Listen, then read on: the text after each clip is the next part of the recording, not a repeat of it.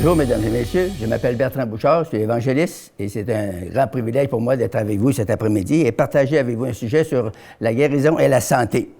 Alors, je vais commencer avec un verset dans le Proverbe 3 et le verset 8 qui nous dit « Ce sera la santé pour tes muscles et un rafraîchissement pour tes os. » Alors, vous comprendrez que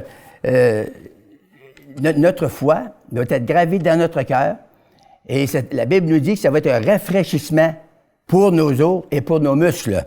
Alors, je voudrais vous expliquer le mot un peu « santé », parce qu'il y a beaucoup de monde aujourd'hui qui ne font pas la différence entre le mot « guérison » et « santé ». Ils pensent quand ils sont guéris qu'ils ont la santé, et c'est pas tout à fait juste. Je veux juste vous expliquer ceci. Ça nous dit, mon titre aujourd'hui, c'est « La santé pour ceux qui obéissent ». Le mot « santé », c'est un nom féminin.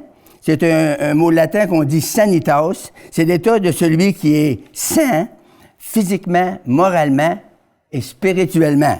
Voyez-vous, ça comprend beaucoup, hein? Alors, le mot santé veut dire avoir de la force, de la résistance, de la vigueur et de la vitalité. Et j'ai aussi commenté le mot muscle. La santé pour nos muscles. C'est un nom masculin. C'est un mot latin qu'on dit musculus. C'est un organe charnu dont les contractions produisent des mouvements comme le cœur, les ligaments, les rotations et les tendons. Alors, la Bible nous dit que si vous mettez la Bible dans votre cœur, si vous la croyez, si vous l'acceptez, vous la laissez descendre dans votre esprit, eh bien, ça va être un rafraîchissement. Le mot rafraîchissement, c'est un verbe transitif et un pronom. C'est un mot qui veut dire rendre plus frais, ou améliorer une personne, le désaltérer, se rafraîchir, se raviver ou se rajeunir. Alors, voyez-vous, quand on considère le mot santé, c'est vraiment quelque chose d'intéressant que nous devons porter une attention spéciale parce que ce sera la santé pour tes muscles et un rafraîchissement pour tes os. Et si je tourne la page, et si je vais au chapitre 4 et le verset 20, ça dit ceci. Ça dit « Mon fils, sois attentif à mes paroles, prête l'oreille à mes discours, qui ne s'éloignent pas de tes yeux, garde-les dans le fond de ton cœur, car c'est la vie pour ceux qui le trouvent et c'est la santé pour tout leur corps. » Et j'aimerais emmener une petite parenthèse à mon sujet. À l'âge de 25 ans, j'étais malade de l'arthrite et des rhumatismes. Et j'ai rencontré quelqu'un qui m'a parlé de Jésus-Christ. Il m'a parlé de la parole de Dieu. Et j'ai fait ce qu'il m'a dit. J'ai accepté la parole dans mon cœur. Et lorsque j'ai accepté la parole de Dieu, eh bien, il a prié pour moi. Et lorsqu'il m'a imposé les mains, eh bien, j'ai senti comme une chaleur qui a descendu dans mon corps. Et j'ai été guéri de l'arthrite et des rhumatismes instantanément. Et aujourd'hui, je suis rendu à 85 ans et je n'ai jamais ressenti l'arthrite ni les rhumatismes. Alors, je suis devenu un homme en santé et je le suis encore. Vous voyez, c'est vraiment quelque chose de véridique. C'est pas quelque chose que vous lisez dans les journaux ou quelque chose que vous pouvez entendre dire d'une autre personne. C'est quelque chose qui est écrit, qui est recordé dans la parole de Dieu pour vous et pour moi. Et lorsque nous mettons notre attention, nous mettons notre foi sur la parole de Dieu, on est sûr que la parole de Dieu ne peut pas faillir. La parole de Dieu est éternelle, elle est vivante, elle est vraie. Et lorsque vous allez la tester vous-même, vous allez l'essayer, vous allez vous apercevoir que ça va faire un effet sur vous. Et cet effet, c'est un effet bénéfique, c'est un effet de guérison, c'est un effet de santé. Voyez-vous, le monde ne font pas de différence, beaucoup de monde ne font pas de différence entre la guérison et la santé. Et voici, je vais vous expliquer ça dans quelques mots. Si vous avez, par exemple, un cancer et vous avez une pneumonie, disons, puis on prie pour vous, puis vous êtes guéri de votre cancer, mais vous n'êtes pas guéri de votre pneumonie. Alors, vous n'êtes pas encore en santé, vous avez une guérison, c'est vrai, mais votre corps va rester malade. Alors, la santé, c'est que vous soyez guéri du cancer, vous soyez guéri de pneumonie. Et la Bible nous dit qu'il nous guérit de toutes nos maladies. Par ses meurtrissures, lorsque Jésus est mort, il nous a guéris de toutes nos maladies et de toutes nos infirmités. Alors, c'est là la chose merveilleuse et magnifique que nous avons en Jésus-Christ, que nous avons dans la parole de Dieu. Et puis, il dit ici, c'est ça, « Mon fils, sois attentif à mes paroles, prête l'oreille à mes discours, qui ne s'éloignent pas de tes yeux, garde-les dans le fond de ton cœur, car c'est la vie pour ceux qui le craignent, qui le trouvent, et c'est la santé pour tout leur corps. » Est-ce que vous suivez ça? C'est la santé pour tout votre corps. Et il y a beaucoup de dénominations aujourd'hui dans le monde, il y a beaucoup de religions dans le monde aujourd'hui, mais ce que nous avons besoin, c'est la puissance de Dieu. Ce que nous avons besoin de croire aujourd'hui, c'est les promesses de Dieu. Parce que Dieu est fidèle à ses promesses. Tous les humains peuvent faillir, mais Dieu ne peut pas faillir. Parce qu'il est éternel, il est vrai, et tout ce qui est écrit et qui est recordé pour nous dans la parole de Dieu, ça va arriver absolument comme c'est écrit. Alors, je vais aller avec vous dans une autre écriture qui est dans l'Exode, le chapitre 15 et le verset 26. Une écriture extraordinaire. Exode 15 et le verset 26. Écoutez bien ceci. Ça dit, « Si tu écoutes attentivement ma voix, ou la voix de l'Éternel. » Il y a toujours quelque chose qu'il faut souligner, qu'il nous faut remarquer. S'il y a une condition, la condition est celle-ci. Si tu écoutes, écoute, ça veut dire accepter, recevoir dans ton esprit. Attentivement la voix de l'Éternel, ton Dieu, si tu fais ce qui est droit à ses yeux, si tu prêtes l'oreille à ses commandements, si tu observes toutes ses lois, Dieu dit, je ne te frapperai d'aucune maladie dont j'ai frappé les Égyptiens, car je suis l'Éternel qui te guérit. Alors, on peut-tu avoir quelque chose de mieux que ça? C'est impossible. C'est une parole merveilleuse, c'est une promesse de Dieu qui a été faite dans l'Ancien Testament. Et elle est renouvelée dans le Nouveau Testament. Parce que l'Ancien Testament nous annonce le Nouveau Testament et le Nouveau Testament nous confirme l'Ancien Testament. Alors, nous voyons ici cette promesse au commencement de la Bible. Dieu a promis de guérir son peuple, de les traiter, de les garder en santé. Et à mesure que nous pouvons lire la Bible, nous voyons que lorsque le peuple d'Israël ont écouté la voix de Dieu, lorsqu'ils ont obéi au commandement de Dieu, ils ont marché en santé. La Bible nous dit qu'il n'y avait personne parmi le peuple d'Israël qui était malade ou qui était pauvre, qui était chétif, si vous voulez. Mais Dieu, il honore sa parole, Dieu respecte sa parole. Et quand Dieu dit ça, « Je suis l'Éternel qui te guérit », on peut se fier là-dessus. C'est une parole sûre, c'est une parole certaine, c'est une parole qui était irrévocable. Dieu le dit, Dieu va le faire. Alors, c'est comme ça que vous devez prendre la parole de Dieu et vous devez vous intéresser à mettre votre foi, baser votre foi sur Jésus-Christ qui est le roc. Et si on va dans Deutéronome, le livre du Deutéronome, dans le chapitre 7 et le verset 15, on lit une autre écriture merveilleuse, là.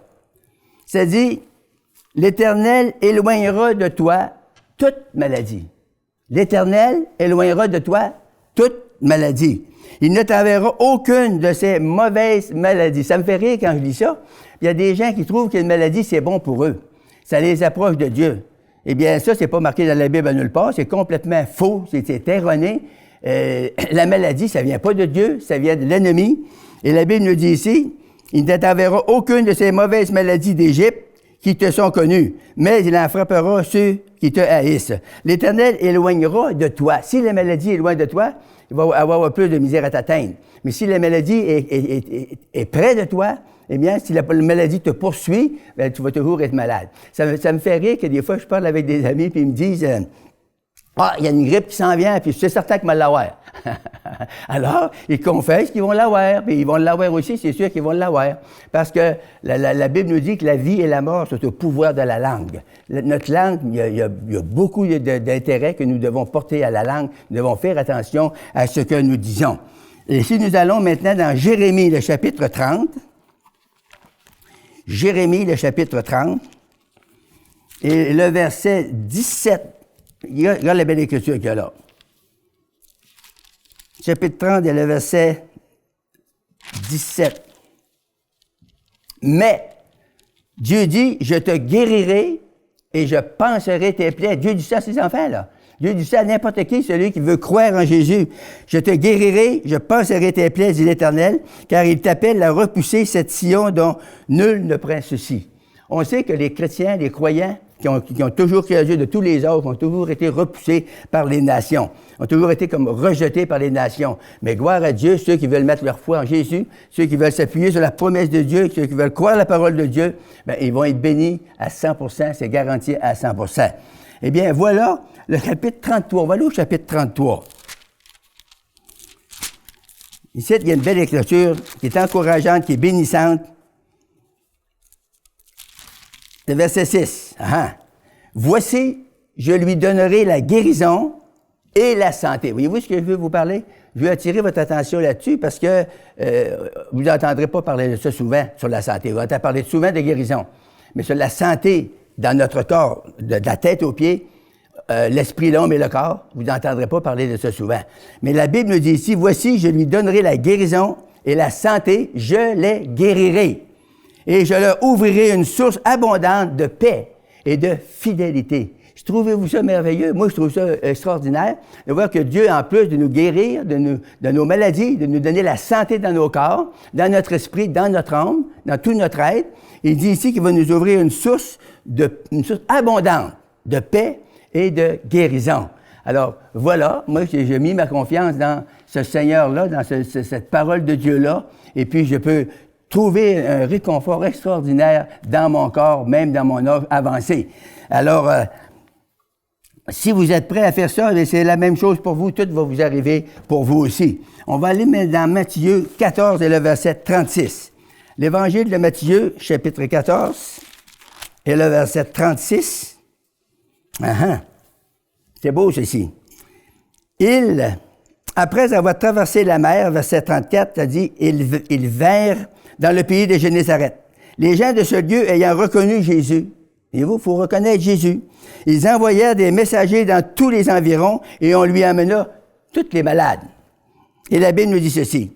Ils le prièrent, les malades, ils prièrent Jésus de leur permettre seulement de toucher le bord de son vêtement. Et la Bible nous dit, tous ceux qui le touchèrent furent guéris. Voyez-vous, là? Si vous voulez être guéri, vous pouvez l'être là, cet après-midi. Mais il faut que vous touchiez Jésus par la foi. Jésus n'est plus ici physiquement. Vous ne pouvez pas aller toucher le bord du vêtement de Jésus. Il n'est pas là. Mais la Bible nous dit qu'après qu'il est monté et offrir le sacrifice pour nos péchés auprès du Père, il est revenu par le Saint-Esprit et il vit en nous. Amen. Et si Jésus est là, vous avez seulement qu'à le toucher avec votre foi. C'est votre foi qui va toucher Dieu. Et c'est votre foi qui va faire bouger Dieu, qui va faire agir Dieu, qui va faire que l'Esprit de Dieu va rentrer en opération dans votre vie, puis il va produire les changements de guérison, de salut, de délivrance que vous avez besoin. Amen. Et on va aller maintenant dans Acte 4. Acte 4, le verset 9 et 10. Écoutez bien ceci.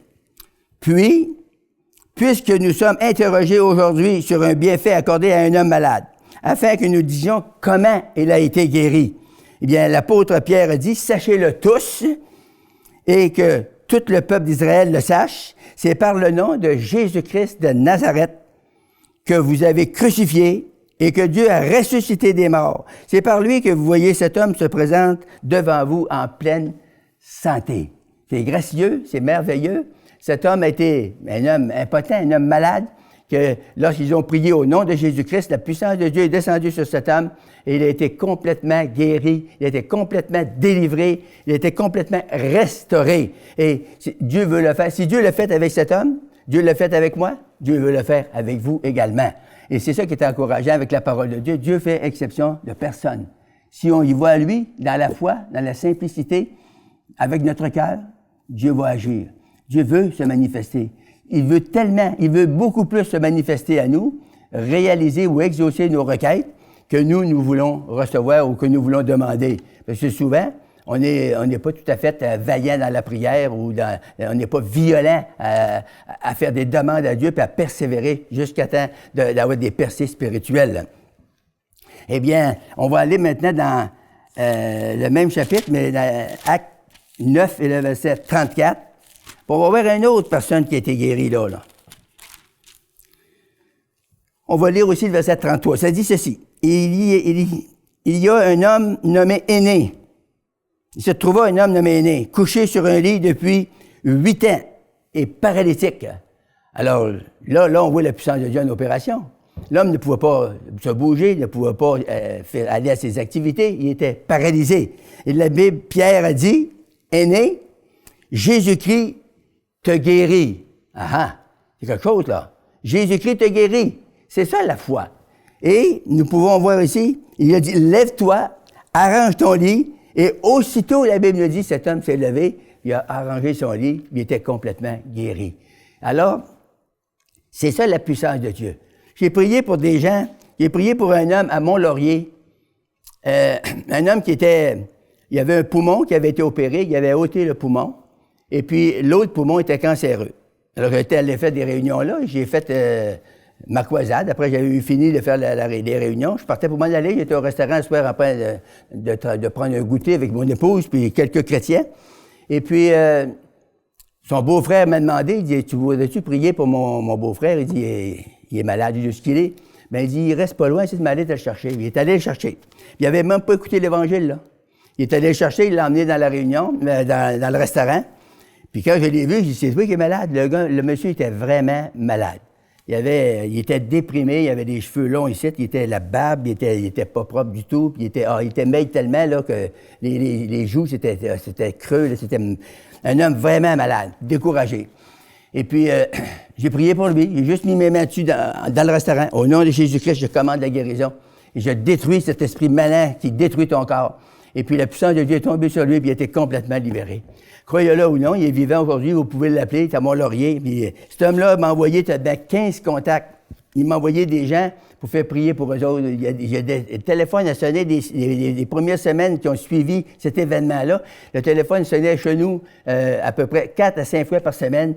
Des gens que lui référait. Il a appelé le frère Bouchard, il va prier pour vous autres, puis vous allez être guéris. Et c'était merveilleux. Alors, qui c'est qui était le plus surprenant, puis le plus grand?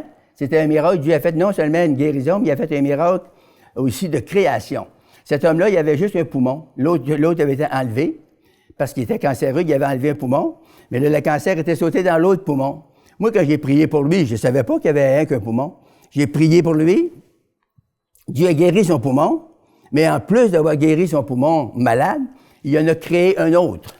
Et lorsque lui est arrivé à l'hôpital, là, il dit, je viens pour me faire passer une radiographie. Ils ont dit, qu'est-ce qui s'est passé avec toi?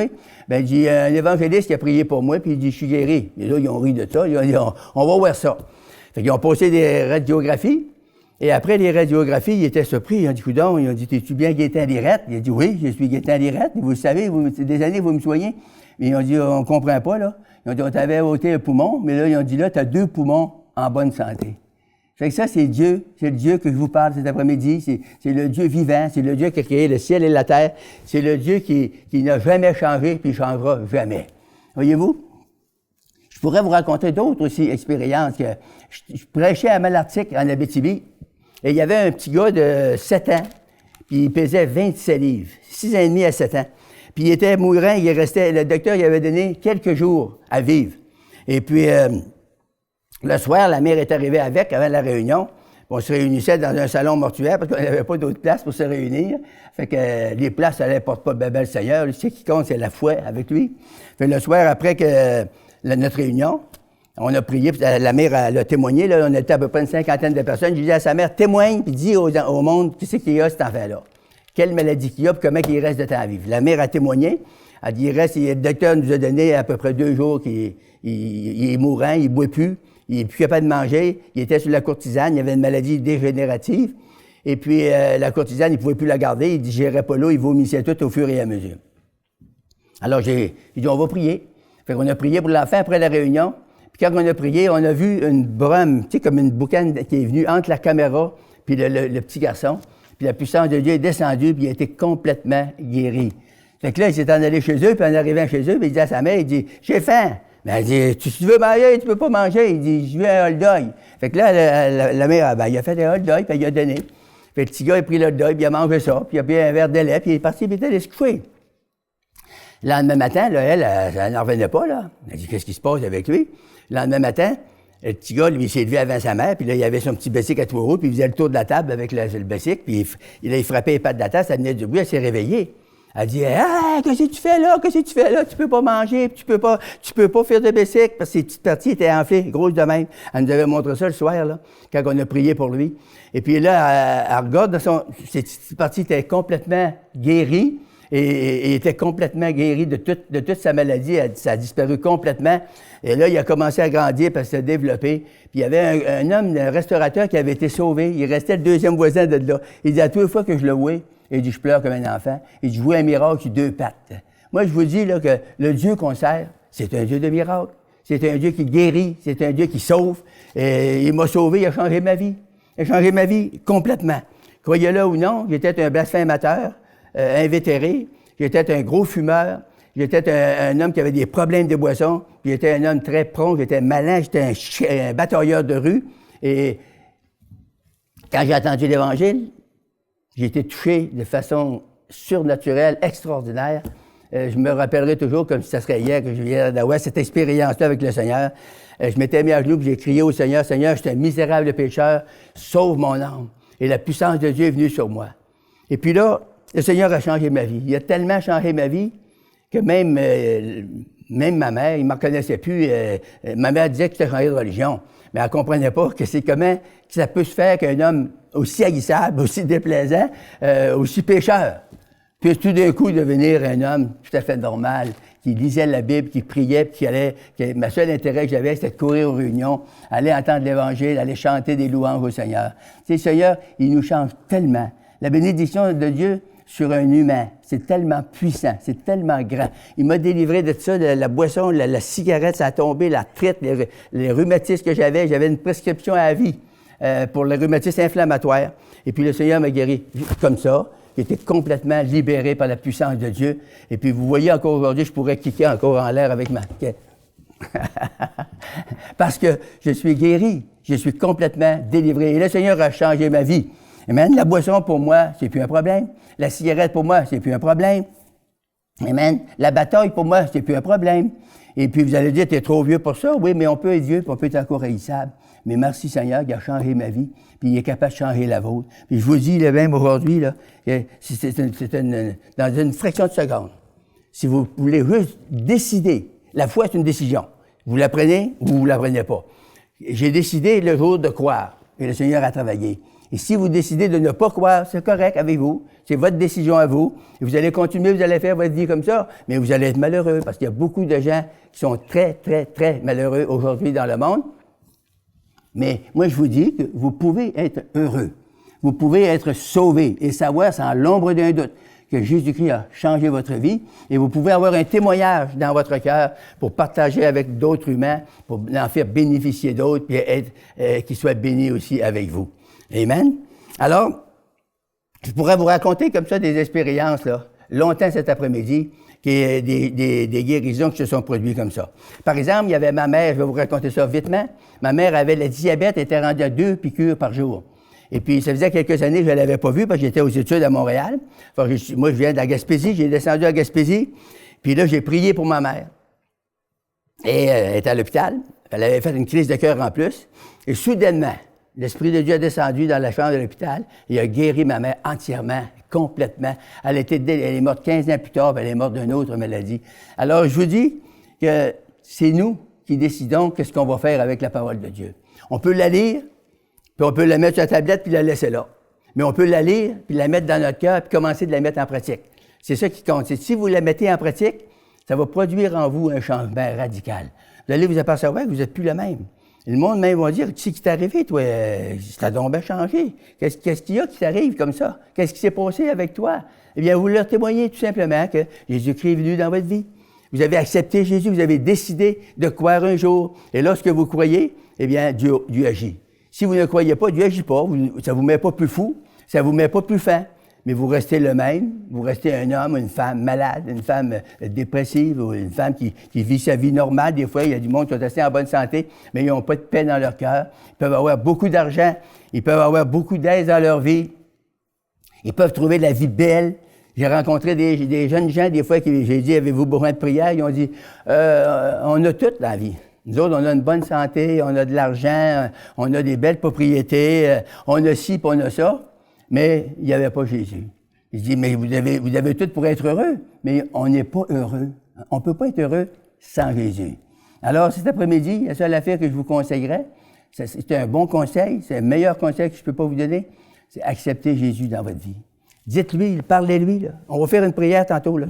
Dites-lui qu'il rentre dans votre vie. Dites-lui qu'il vienne pour vous changer. Dites-lui qu'il vienne se révéler à votre cœur. Il va le faire. Parce qu'il dit dans sa parole, quiconque invoquera le nom du Seigneur sera sauvé, sera guéri, sera délivré, sera baptisé du Saint-Esprit et de feu. Ou la Bible dit aussi qu'il sera prospère. La Bible nous dit que je souhaite que tu prospères et sois en bonne santé comme l'état de ton âme. Voulez-vous en faire une petite prière ensemble? C'est très, très facile. Faites juste vous accorder avec moi, répétez les paroles que j'ai dites. Dites, Seigneur Jésus, je confesse que tu es le Seigneur et le Sauveur dans ma vie. Et je confesse cet après-midi, Seigneur, que je suis un pécheur et que je crois dans ton sacrifice. Je crois, Seigneur, que tu es mort sur la croix du Calvaire pour me pardonner mes péchés, pour guérir mes maladies, pour m'apporter la délivrance complète de ma vie. Et je te reçois comme le Sauveur et le Seigneur de ma vie. Alors, si vous avez fait cette prière, si vous êtes sincère, si vous êtes décidé dans votre cœur cet après-midi d'avoir du changement, je vous garantis à 100% que Dieu va produire un changement dans votre vie. Si vous croyez ça, on peut commencer même à remercier le Seigneur. Seigneur, bénis ces gens qui ont donné leur vie cet après-midi, qui ont accepté, qui ont fait cette prière, je crois, sincère de leur cœur. Je te demande, dans le nom de Jésus, de les toucher. Je te demande, Seigneur, de les sauver, de changer leur vie.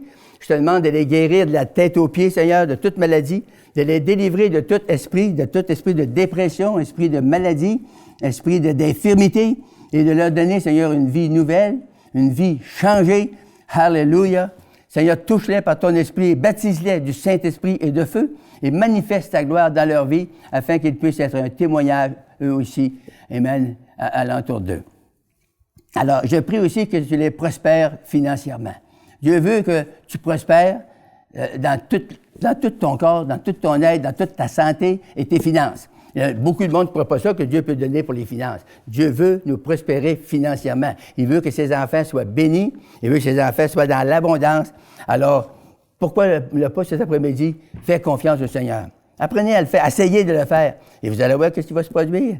Vous allez être surpris vous-même de ce que Dieu veut faire avec vous, pour vous, à travers vous. Alléluia. Alors, que Dieu vous bénisse abondamment. Et restez dans la confiance, restez à l'écoute de ces émissions qui vont sûrement vous bénir, vous et vos parents, vos amis. Amen.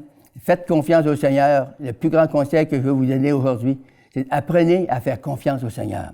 Achetez-vous une Bible, trouvez-vous une Bible. Il y a des chrétiens qui en donnent des Bibles partout. Et si vous lisez la Bible, vous allez trouver Jésus. Parce que Jésus est représenté dans tous les chapitres de la Bible.